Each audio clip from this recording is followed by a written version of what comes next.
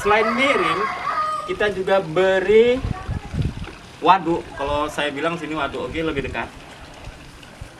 Dia lebih rendah guys. Oke, lebih dekat. Dia lebih rendah. Ya, ini dari mulai sudut sana sampai dengan sini.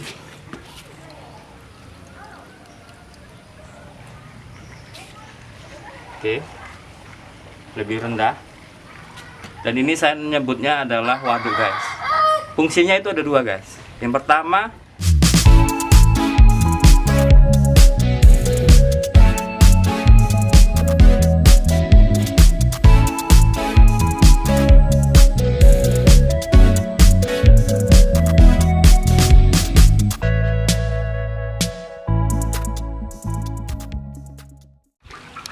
Assalamualaikum warahmatullahi wabarakatuh. Salam sejahtera buat kita semua dan salam satu profesi buat para pengusaha membudidayakan di seluruh Indonesia. Semoga sukses selalu. Oke guys, di video kali ini saya mau menjelaskan beberapa hal penting terkait dengan bentuk kolam pemijahan yang tepat dan pas, khususnya pada kolam permanen. Nah, ada pun 3 bagian yang harus kita ketahui sebelum kita membuat kolam permanen, yaitu pada bagian yang pertama adalah bagian sudutnya, kemudian pada bagian dasar ataupun lantainya, kemudian yang terakhir adalah pada lubang pembuangan airnya. Nah, seperti apa sih ketiga bagian tersebut? Simak videonya sampai habis dan jangan lupa klik tombol subscribe, like, comment, and share. Dan yang pasti kalian akan mendapatkan video-video menarik lainnya dari saya di channel ini. Oke guys, yuk kita lanjut. Oke guys, pada bagian pertama yaitu bagian sudutnya guys. Oke, lebih dekat. Nah, sudutnya itu tidak berbentuk siku guys, tapi seperti ini dia. Jadi tidak siku dia guys. Kalau saya ilustrasikan seperti ini dia guys, yuk.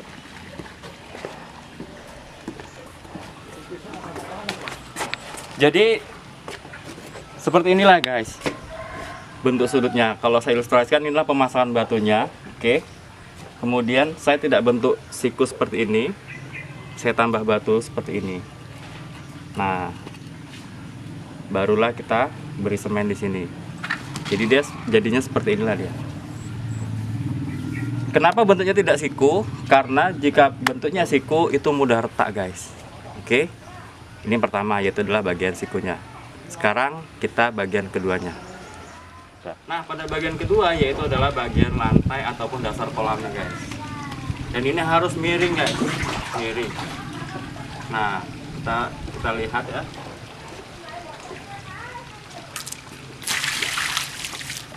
Nah,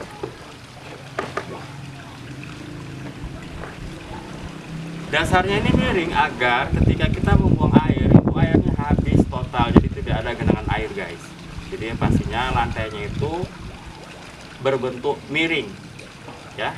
Kemudian selain miring, kita juga beri waduk. Kalau saya bilang sini waduk, oke, lebih dekat. Dia lebih rendah guys. Oke, lebih dekat. Dia lebih rendah. Ya, ini dari mulai sudut sana sampai dengan sini.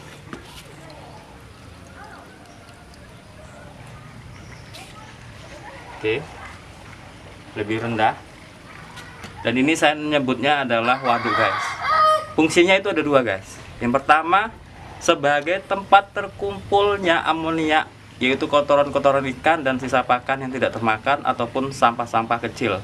Dan nanti dia terkumpul di sini dia guys. Jadi inilah yang membuat kita lebih mudah untuk membuang amonia. Oke guys, saya beri contoh guys. Oke. Jadi waktu saya pembuangan kotoran, itu kotorannya udah kumpul di sini guys. Jadi kita hanya dengan menyedot selang ini, maka terbuanglah amonia itu guys. Oke, saya beri ilustrasi. Nah guys, sekarang kita buktikan amonianya terkumpul apa enggak di pinggir sini tadi guys, di waduk tadi. Oke, kita coba menggunakan selang ini, kita isap.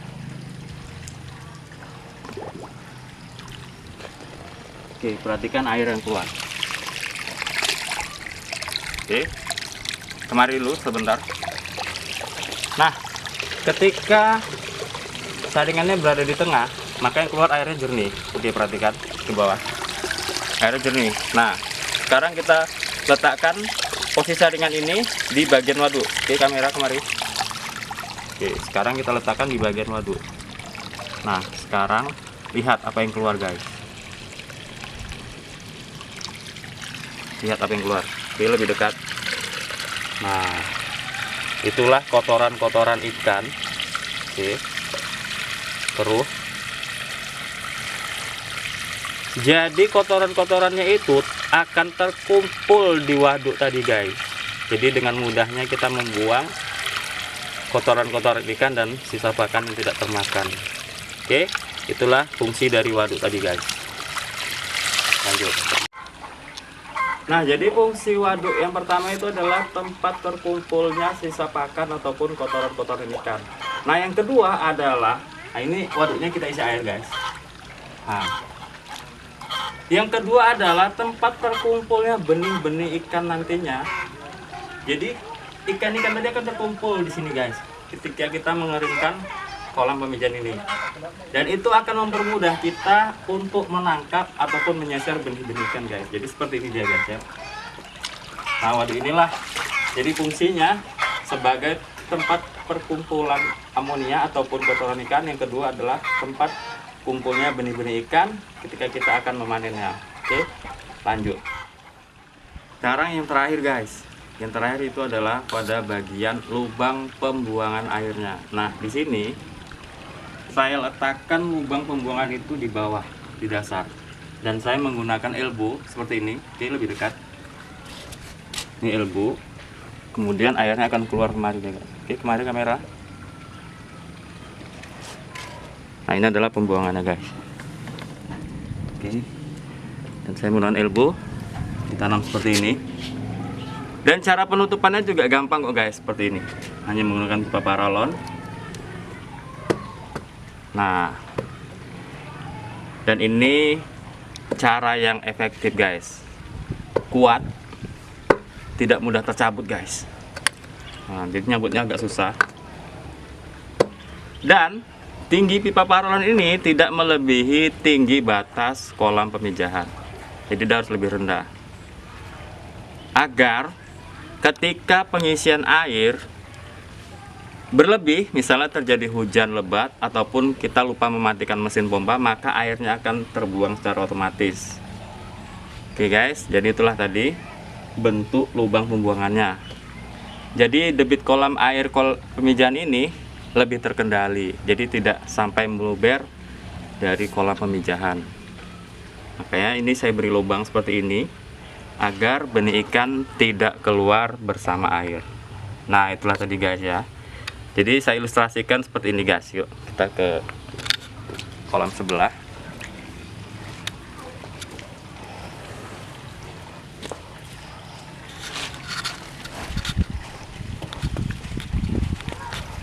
Nah, jadi itu kita isi, guys.